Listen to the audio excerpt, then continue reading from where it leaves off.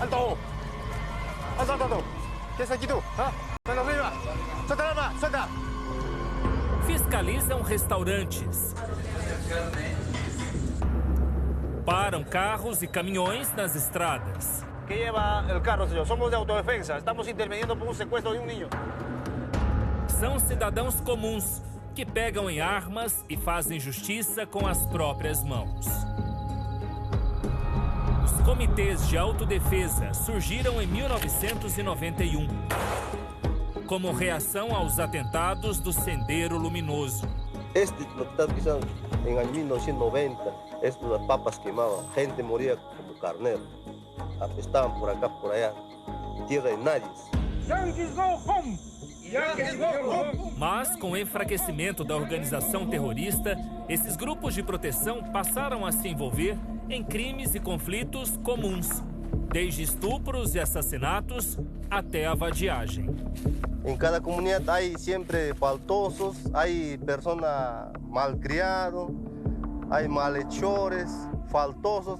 Os comitês funcionam com leis próprias. A principal forma de punição, o chicote. Siempre damos 3 puntas, 4 puntas, 10 chicotes. Pero primero le damos ese castigo nosotros como organización Comité de Autodefensa, después entregamos a la justicia. Um dos grupos aceitou fazer uma simulação. ¡Alto! ¡Alto, alto, alto! ¿Qué es aquí tú? ¿Ah? ¡Mano arriba! ¡Suelta el arma! ¡Suelta! ¡Abajo! ¡Boca abajo! ¡Boca abajo! Eles usam um falso ladrão. ¿Tú crees que qué? ¿Yo soy fiscal? ¿Yo soy policía? ¿Soy comité de autodefensa? Os métodos exibidos são violentos. ¡Yo sí! ¡Yo sí!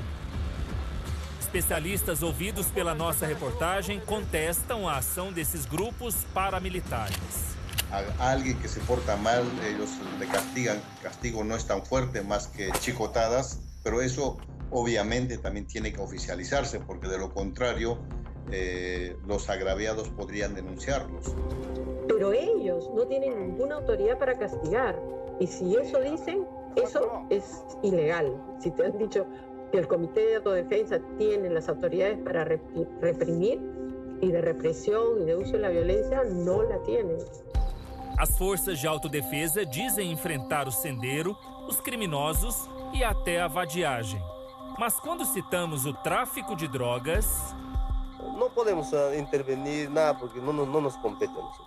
De nosotros nuestra función es contra delincuencia, terrorismo y delincuencia común.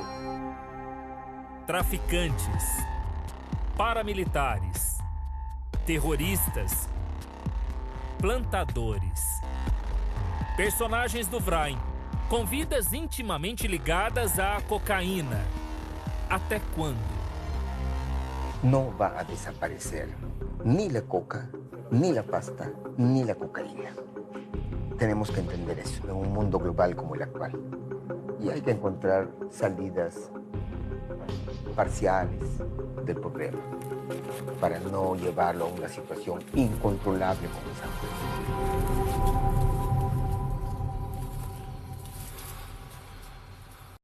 Pouco que tem por imposição de terroristas que agem na selva.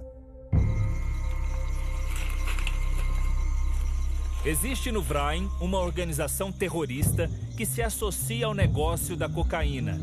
É esse grupo quem dá proteção aos mochileiros no meio da mata. Eles são os remanescentes do Sendero Luminoso.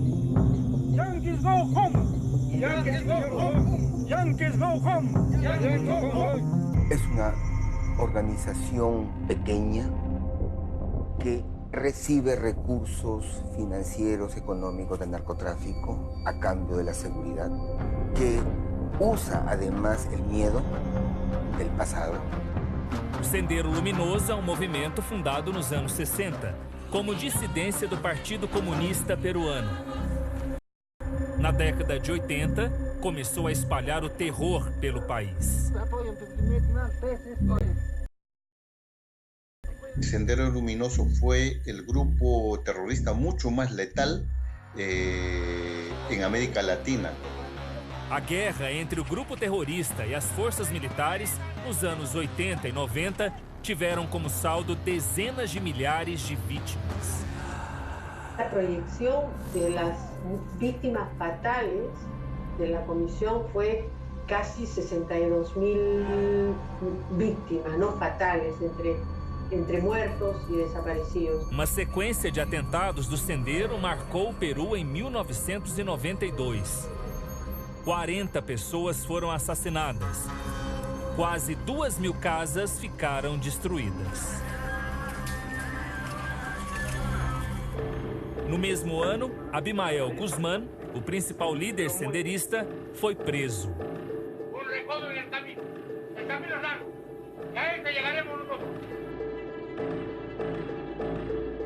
O grupo perdeu força, mas continua com remanescentes no VRAIN. Creemos que no son más de 300 personas militantes armadas que eventualmente realizan operaciones militares, matan a un policía, matan a un soldado para generar miedo. Até hoje, os herdeiros do Sendero frequentemente entram em conflito com policiais e militares. Teresa perdeu o filho em um ataque dos terroristas. Mi hijo fallecido se llama José Miguel Paredes Collazo. Há pouco mais de um ano, ele se despediu dizendo que voltaria logo. Pero ya no regresó. Ya no regresó. José Miguel estava em uma operação no VRAIN. Ao entrar na selva, sofreu um tiro no peito e deixou uma fenda aberta no coração da mãe. Dentro de mí, claro, me hace falta. Como hijo, pues.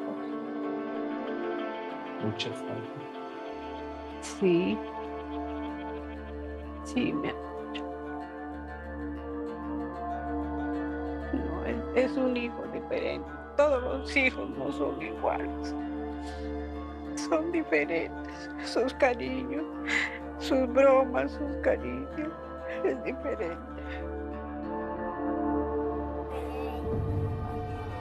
José Miguel também deixou uma noiva e um filho, hoje com 5 anos. O José Miguel e a Stephanie estavam de casamento marcado quando ele morreu em combate. A casa onde iam morar é essa aqui. Ficou inacabada.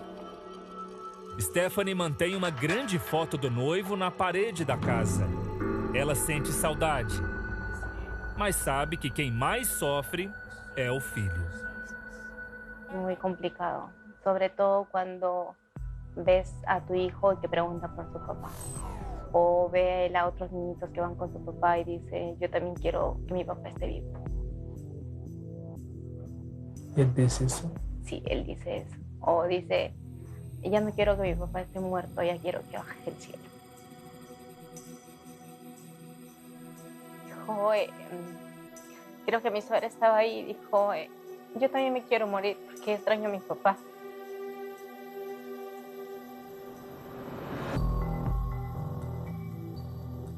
Christian, o irmão mais velho de José Miguel, também é militar. Ele tem outros amigos que morreram nessa guerra. Tengo un compañero que es el M1, Víctor Morales, ¿no? Ovalle. Él falleció también igual que mi hermano en el 2008, en el VRAIN también. Tengo un compañero, infante de marina, David Farfán, que también falleció en el VRAIN por una emboscada. Todos muertos por remanentes de Sendero Luminoso. Todos fallecidos por... Fica claro que hoje os remanescentes do Sendero Luminoso não fazem mais uma luta política. Todas las emboscadas que ha perpetrado esta organización dentro del VRAIN y fuera del VRAIN ha sido por droga y por insumos químicos. Y en segundo lugar, por el armamento, porque emboscan, abaten a 2 o 3 policías o a 2 soldados y ellos se quedan con sus armamentos. A organização também atua no ramo da plantação de coca, sempre usando métodos de terror. No caminho, faz outras vítimas, os chamados desplaçados, ou deslocados em português. Y los desplazados son esas personas pobres que al no poder defenderse de los ataques de Sendero Luminoso, fueron obligados a salir de sus pueblos, abandonar sus cosas e irse a vivir la selva ou também a outras cidades. Só que nesse povoado vivem 22 famílias de desplaçados. Pessoas que foram obrigadas a deixar suas casas por ordem dos remanescentes do Sendero Luminoso. Onde encontram segurança, começam suas vidas do zero. Ali em cima, a gente vai conhecer uma dessas famílias que vieram para cá. Senhor Cusco, como va? Tudo bem? Sim. Tu vives aqui com tua hija? Sim. Solo los dos? Sim. Ele era camponês em uma área distante de onde vive hoje. Só que um dia, os remanescentes invadiram sua terra e a dos vizinhos. Queriam que todos plantassem coca para o sendero e fizeram uma ameaça. 12 de enero, al 19 personas nos han amarrado del río, nos han hecho cruzar. ¿En el río? Sí, y de ahí nos iban a llevar como animales amarrados. Vino una autoridad y dijo que no, suéltenlo. Y así con armas nos han llevado toditas y cada rato nos cañoneaban. Ya nos mataron a los 19, pensamos. Os camponeses que não aceitaram trabalhar para o grupo fugiram. E aí eles buscam refúgio em povoados bem distantes. Atravessam rios, andam quilômetros e quilômetros até outros povoados onde encontram refúgio. E ali vivem escondidos. Cusco trouxe as duas filhas. Ahí tenía una hija y después con ella de ahí me quedaba por acá. Y así sucesivamente, ya mi señora falleció, entonces ya me quedé con mis dos hijitas. Só que uma das meninas acabou falecendo. Ella tenía 7 años, la mayor tenía 11, entonces falleció y de ahí me quedé acá trabajando, así hornaleando. Ella estaba enferma? Sí, estaba mal. ¿De qué? Estaba con câncer. Norberto e Eusébia também fugiram. Eles se lembram da primeira vez que receberam os remanescentes do sendero. En ese mes de diciembre también nos han secuestrado. Han venido así, a la mala, a sacarnos. Nos hemos resistido, ¿no? Entonces con palo nos hemos defendido. Con palo ellos vinieron. Entonces de ahí mandaron. Bastantes aparecieron con armas. Bastante, casi 40 personas. Ex-militar, Norberto sabe como os terroristas agem. 3 enfrentamientos, por eso sé cómo matan ellos. Iba a otro sitio, mataban, cortaban cuellos. Entonces, por ello también tengo miedo, porque hace poco también ya que han matado. Longe de sua antiga chácara de café, Norberto sobrevive como pedreiro. Já Eusébia não se conforma em viver escondida. No me siento bien por estar preocupado que no tengo ni casa, ni chacra, nada. A veces no se puede, en casa alquiler no se puede nada.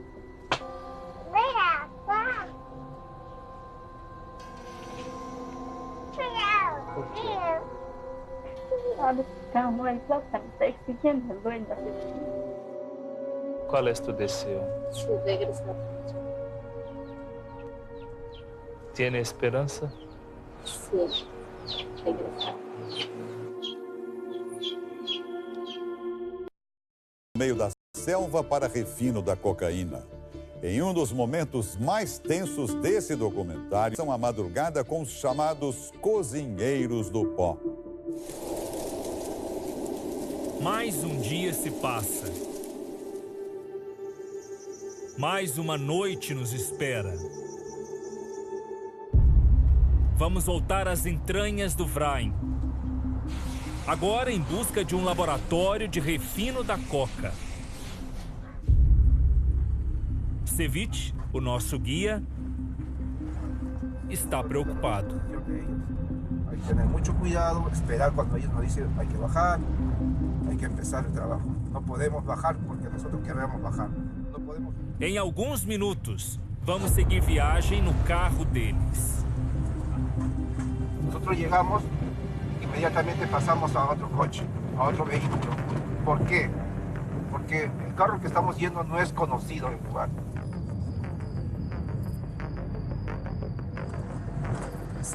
Nossa presença ali pode ser encarada como uma afronta. Se formos descobertos, coisas ruins podem acontecer. Pueden castigar, nos pueden maltratar físicamente, pueden encarcelar. Eso es en lo mejor de los casos. En otros nos pueden amarrar y quemar vivos. O governo peruano calcula que 60.000 pessoas estão envolvidas com a produção de cocaína somente neste vale. Son círculos cerrados que se dedican a esta ilícita actividad. ¿Y por qué entornos cerrados? Porque precisamente ellos se blindan, pues. A gente já está quase chegando no local onde vamos precisar trocar de carro. De lá em diante, não poderemos fazer gravação. É uma das exigências. A gente só volta a filmar no próprio laboratório. Desligar as luzes, tá?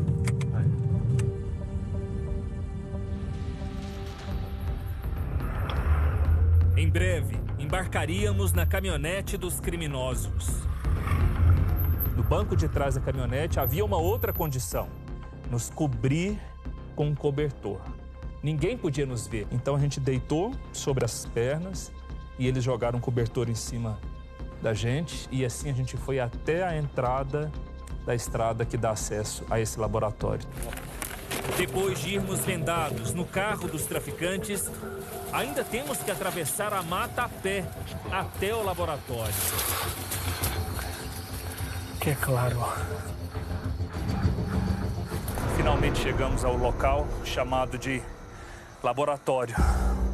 Depois de 1 hora de carro na estrada, mais 30 minutos descendo pela selva, estamos no local onde acontece a transformação da pasta base em cocaína. É um lugar muito remoto, não sei onde nós estamos, não tem localização, não dá para saber, estou machucado. Agora vamos acompanhar esse trabalho de transformação para chegar nesse pó que fomenta o tráfico. No mundo do tráfico, trabalhadores dos laboratórios são conhecidos como cozinheiros. Eles estão em 2 aqui no laboratório para fazer esse trabalho. O Pelau é que vai conversar conosco. Esse não é o nome verdadeiro dele, mas é por esse nome que nós vamos identificá-lo aqui. A pasta base já está aqui no chão. Pode eu pegar? Sim. Aqui já está a pasta base. Quanto tem acá? 1 quilo. 1 quilo? Aqui. Combina con alcohol. ¿Lleno es fuerte? Con alcohol.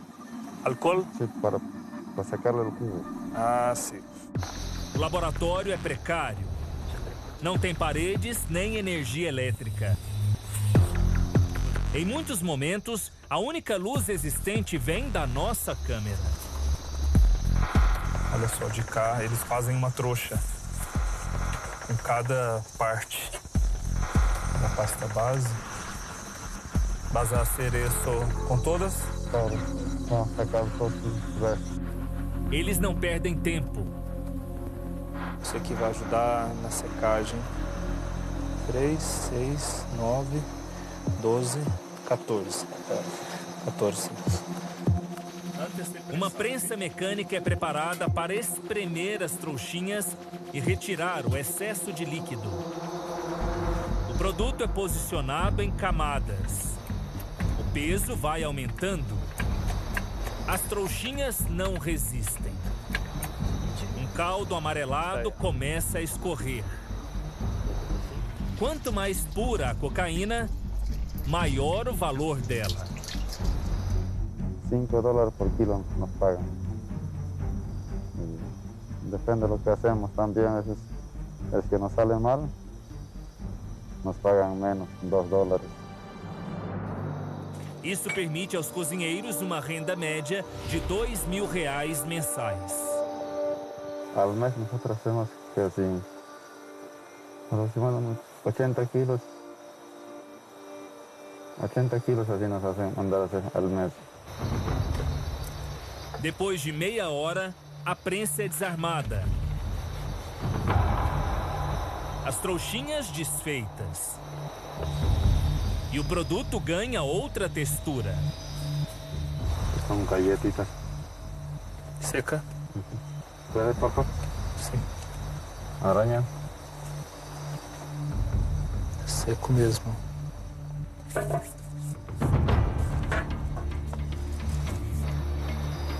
A fase seguinte também lembra uma cozinha. A pasta, agora seca, se desfaz no fogo. É um processo que parece simples, mas só parece. Muy bien. Y todos los pasos tienes que hacer. Si tú no lo haces bien, lo puedes malograr. Uy. Y a la gente no le gusta cuando tú malogras sus cosas. Os cozinheiros sabem que não podem desagradar o dono do laboratório. El dueño mismo ya lo vende en los despachos a otras personas. A nosotros simplemente nos dan la piedra, lo que dicen es la pasta básica. Y ya nosotros le entregamos la cocaína. Los patrones de firmas puede ser cualquier persona que haya metido su dinero para poder iniciar con una carga de 20, de 30 kilos, 100 kilos. Cuando este señor pasa los 100 kilos, se convierte en patroncito, en un pequeño patrón. Y eso puede ser cualquier persona del BRAE.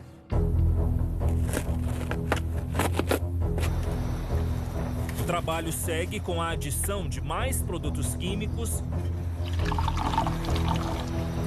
e a filtragem da mistura.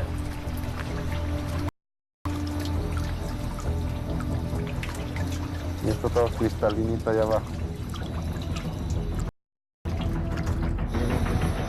Quando acrescentam ácido clorídrico, uma fumaça branca invade o ambiente. É uma das fases mais impressionantes do processo.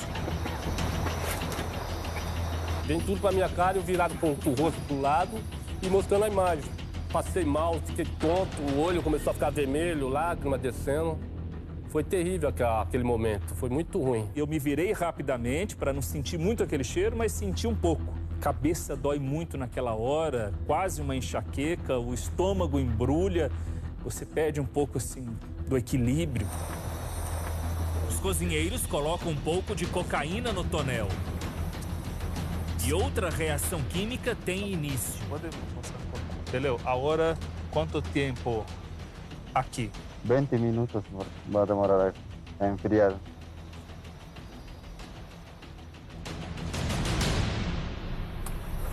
Depois dos 20 minutos, o produto está coalhado. Os cozinheiros usam uma forma para prensar a droga. E o que se revela é um tablete. Branco e brilhante. Chamado cloridrato de cocaína. Entendeu? Aqui tem quanto de cocaína? 1 kilo. 1 quilo. O quilo desse cloridrato tem altíssimo grau de pureza.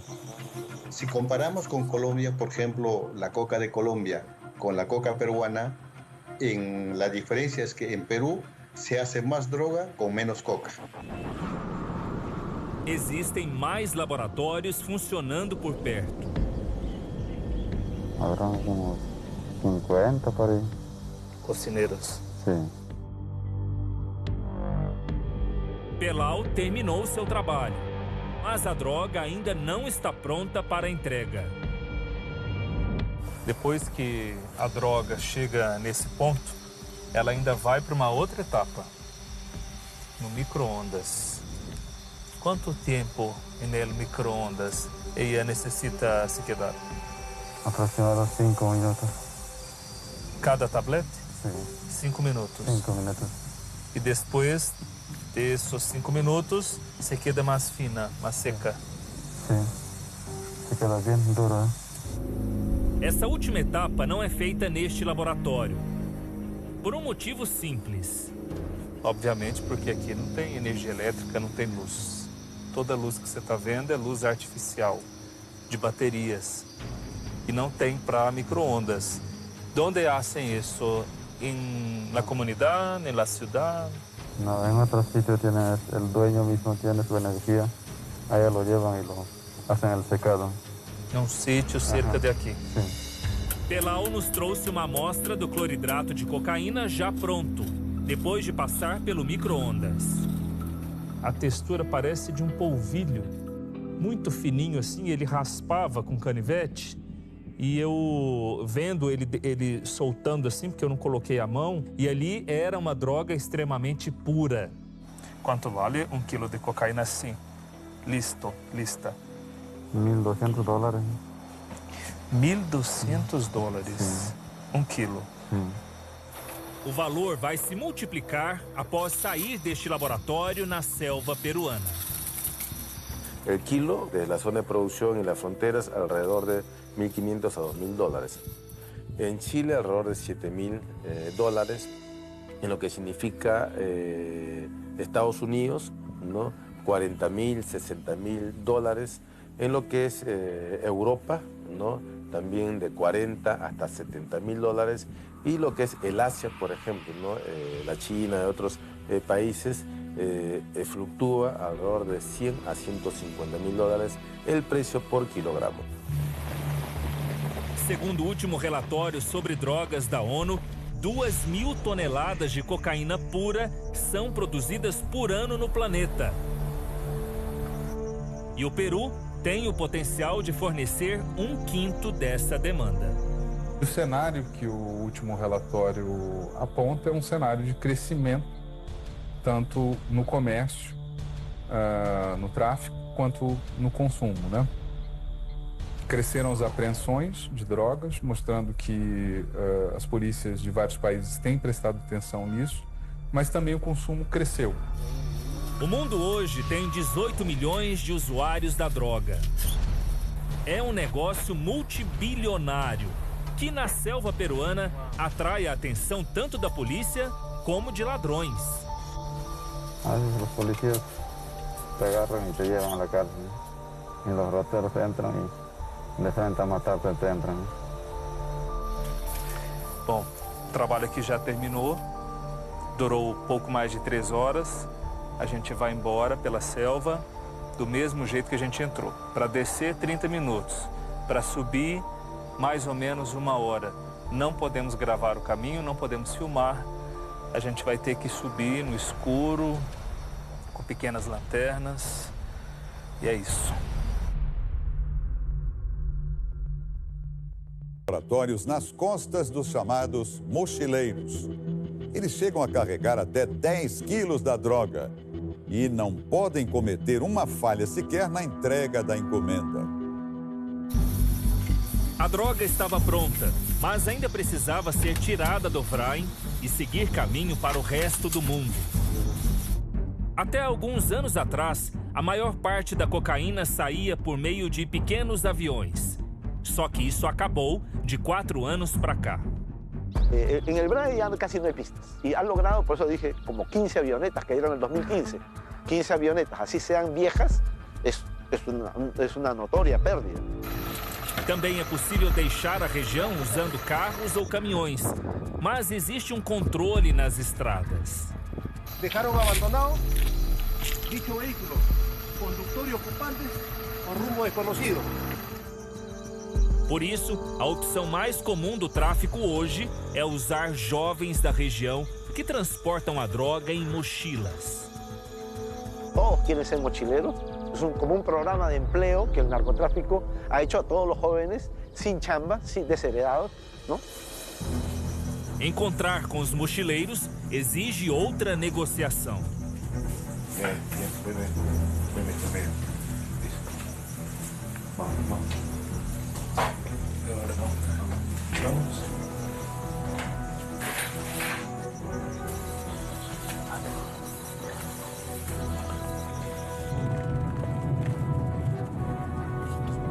A gente precisou acordar de madrugada, conforme o horário escolhido por aqueles que a gente vai encontrar agora.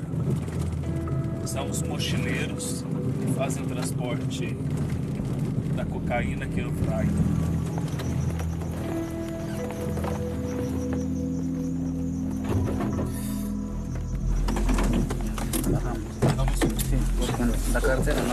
Descemos. Os 3 mochileiros já nos esperavam. Um deles é Terry, o mesmo que estava na poça de maceração. ¿Cuánto hay ahí? Por de kilo 200. ¿Cuánto? Kilo y 200. Al todo. ¿Cuánto tiene? Acá tengo 5 kilos, 5 kilos 200 gramos. Ele decidiu vir porque ficou preocupado. Essa é a etapa mais perigosa de todo o processo de produção e entrega da droga. Como le dije, rastreo puede haber y nos pueden. Podemos hacer algo breve y rápido. Cada mochileiro carrega até 10 quilos de cloridrato ou pasta base de cocaína e ganha $100 por entrega. Os mochileiros fazem o transporte por terra, no meio da selva, aqui no Peru. De madrugada, de dia, no meio do mato, assim, sem hora definida, desse jeito. Quantos dias vão caminhar por acá? 3 dias, sim. Grande parte da droga transportada pelos mochileiros passa pelo Brasil para consumo local ou exportação. Por um lado, grande parte da cocaína que vai em direção à África e Europa e Ásia passa pelo Brasil. Isso, as informações disponíveis de forças policiais são bem claras com relação a isso. Mas, por outro lado, o Brasil se tornou um mercado consumidor enorme. Pode ser agregado aí ao surgimento do crack como uma cocaína fumada de grande consumo na maior parte das metrópoles brasileiras. Segundo a ONU, o Brasil tem hoje 1,5 milhão de usuários de cocaína e crack.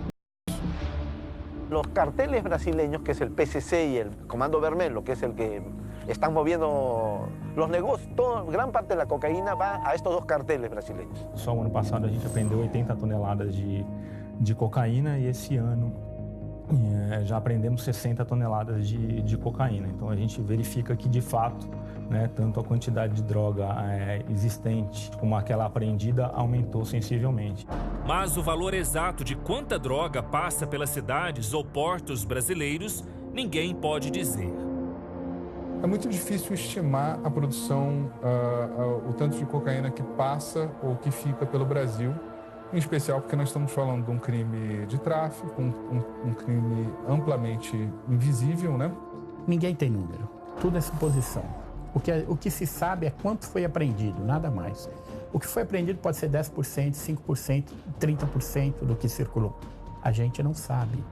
No Peru, o próprio governo admite que não consegue controlar o transporte de cocaína no Vrij. La cantidad que nosotros incautamos considero que es considerable, sí, pero pues en comparación a lo que sale es mínimo, ¿no? Na selva do Vrij, os rapazes demonstram medo e pressa. Não querem que os atrasemos mais. Estamos perdiendo tiempo. Estão perdendo. Tenemos que avanzar. Esto no es juego. Esto no es juego. Perdão? Esto no es juego. Sim, tampouco para mim. Eles voltam a andar, são ágeis. Mas no escuro quase total, é difícil andar pela mata sem uma trilha certa.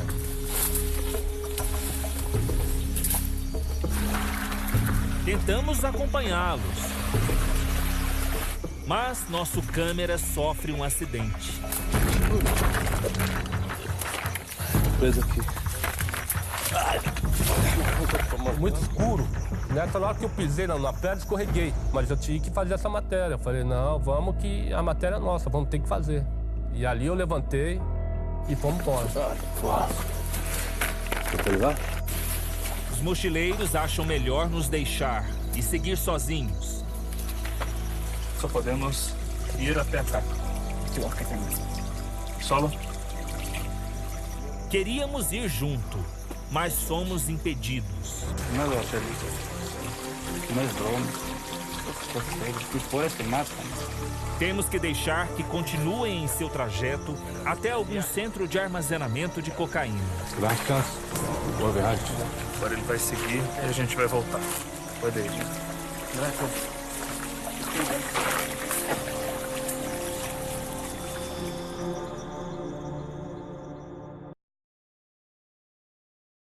Uma rotina desgastante. Estamos las 4, las 3, las 5 de la mañana, a veces ya salimos ya a trabajar. ¿Y regresan? Regresamos 5 de la tarde, 6 de la tarde regresamos. Muy cansativo. Cansados llegamos, pero ¿qué vamos a hacer? Así trabajamos. De domingo a domingo, Zeferino e Polinária trabalham na pequena chácara que possuem. Cosechando coca, trabajamos desde 14 años. Existe um abismo gigantesco entre o mundo milionário do tráfico de cocaína e o mundo dos produtores de coca. Aqui no Peru, a maioria mora em povoados como esse, sem estrutura, sem asfalto, hospital, médico, vivendo em casas de madeira e de chão batido. A moradia de Zeferino e Polinária é muito humilde. As roupas ficam jogadas em um canto. Nos fundos, não existe nem parede. Não é nada muito diferente do resto do povoado em que vivem. 40% da população do Vrain é considerada pobre e 7,2% estão em condição de extrema pobreza, segundo órgãos oficiais do Peru. Os moradores são tão simples que têm vergonha da câmera. Não?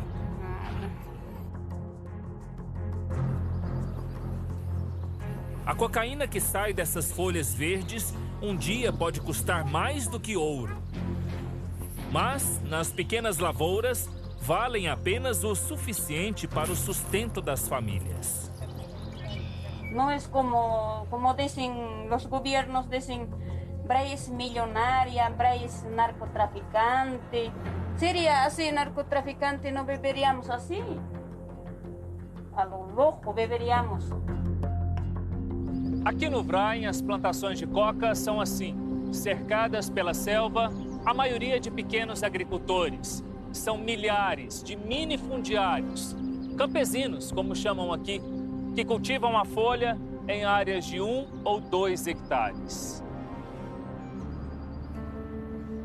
Se encuentran al sureste de Lima, a unos 400 kilómetros de distancia, y con grandes dificultades para poder llevar a esa región los beneficios de la economía, del crecimiento, del modelo globalizado.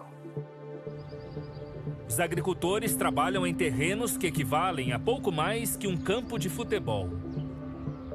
Aquí la gente, digamos, entre el 80 y el 90% se dedica y vive del cultivo de la coca.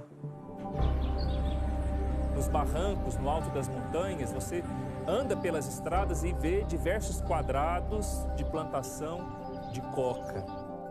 Parece tapete verde e brilhante para todo canto ali. É uma imagem muito característica. A selva sai e entra a plantação de coca. Por acácito um pouco resbaloso, com cuidadito nomás.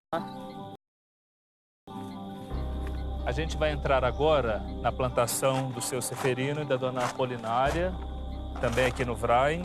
A plantação de coca é aquela ali, já está madura, pronta para a colheita. A gente vai descer. Vamos lá? Sim. Vamos? Aqui sembramos cacau, café, plátano, yuca, cítricos, todos sembramos. Pero ¿por qué nosotros sembramos más coca? Porque coca é nosso sustento. O cultivo de coca dá muito mais lucro que qualquer outro. E no Peru, não é ilegal. Trata-se de uma atividade rural exercida pelos chamados cocaleiros. As folhas podem ser vendidas legalmente para um órgão do governo peruano chamado ENACO. Mas o ENACO não consegue absorver toda a produção. ENACO, Empresa Nacional de la Coca. Empresa Nacional de la Coca debería comprar por lo menos parte de la producción del Braem, pero lamentablemente en el Braem los cocaleros solamente entregan menos del 1% de toda la producción, que significa que casi el 99 punto tanto por ciento de toda la producción va directamente al narcotráfico. Segundo os agricultores, só resta a eles negociar com o narcotráfico. ¿Quiénes son esos que vienen a comprar? No sé, ellos sabrán, pero no sé qué cosa harán. No somos narcotraficantes, nada. Solo nosotros, productores. Pero venden para narcotráfico. Venden.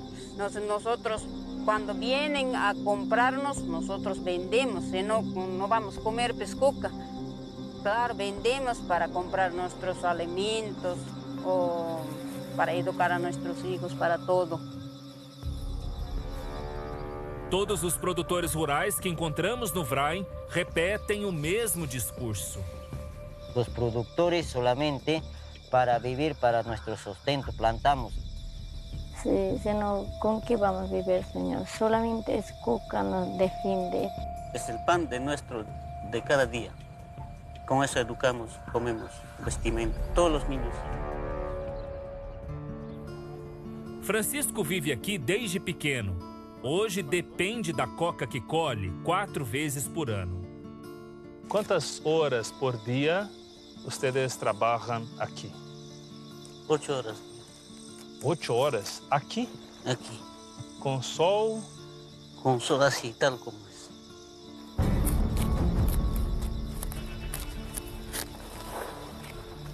Assim que eles fazem a colheita, puxam os galhos e tiram as folhas e colocam dentro dessa saca que vai presa na roupa deles. Alguns usam uma fita nos dedos para não cortar, para não machucar. Outros não. O Francisco não usa nada nos dedos, nem na mão. Consequência, tem muito machucado. Déjame mostrar suas manos para ele, por favor. Mira, olha só as mãos do Francisco. Ele não está usando nenhuma fita. Está toda machucada, com bolhas aqui, calos. A resignação dos trabalhadores cocaleiros contrasta com os sonhos dos seus filhos. O que tu queres ser quando crescer? Bombeiro. Piloto. Piloto de quê? Avião. Das outras crianças. As crianças parecem brotar por toda parte. Quando estão fora da escola, elas acompanham os pais nas lavouras. E a imagem que mais me chocou ali no Vrain foi ver crianças de 4, 5, 7 anos de idade acompanhando os pais na colheita da folha de coca. Elas ficam sentadinhas no barranco observando os pais, o pai, a mãe, irmãos mais velhos trabalhando na colheita, machucando os dedos, sangrando de tanto puxar aquelas folhas. E aqueles garotinhos ficam ali olhando sem fazer nada, sem brincar, sem um carrinho, sem uma bola, sem nada, apenas olhando, acompanhando os pais.